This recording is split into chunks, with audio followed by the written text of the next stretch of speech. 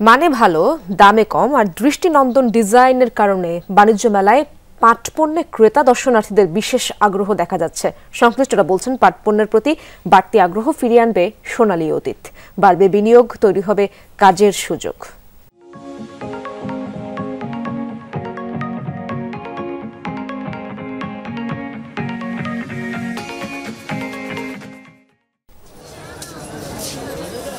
এক সময়ে পাট শিল্প ছিল দেশের সবচেয়ে বড় খাত।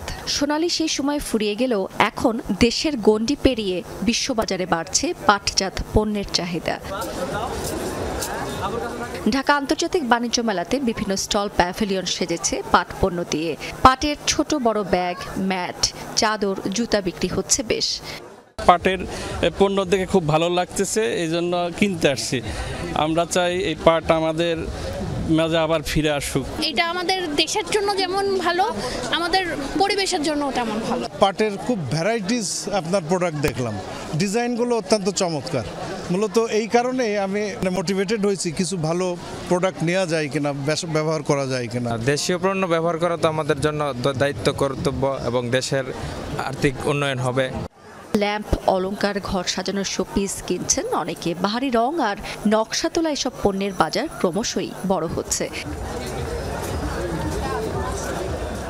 পাট পণ্যের বহুমুখী এই আয়োজন দেখতে ভিড় লেগেই থাকছে সরকারি প্যাভিলিয়নগুলোতে। কর্মকর্তারা আশাবাদী, এমন অভাবনীয় সাড়া পাটের সুদিন আবারও ফিরিয়ে আনবে। বাহারি পণ্য তৈরি হওয়ায় দেশে বিদেশের চাহিদা আবারও বাড়ছে। বিনিয়োগ করছেন নতুন উদ্যোক্তারা। মানসম্মত প্রোডাক্ট সরবরাহ করার মাধ্যমে ক্রেতাদেরকে আকৃষ্ট করে থাকি। আমাদের এই প্রোডাক্টগুলো অরিজিনালি জুট থেকে তৈরি হয় এবং গ্রামের নিরক্ষর মহিলাদের ট্রেন আপ করে তারপরে আমাদের নিজস্ব প্রোডাকশনের মাধ্যমে এই প্রোডাক্টগুলো তৈরি করা হয়। বাণিজ্য মেলাতে পাট পণ্যে রয়েছে নানা ধরনের অফার। রাবেয়া স্মৃতি, যমুনা নিউজ।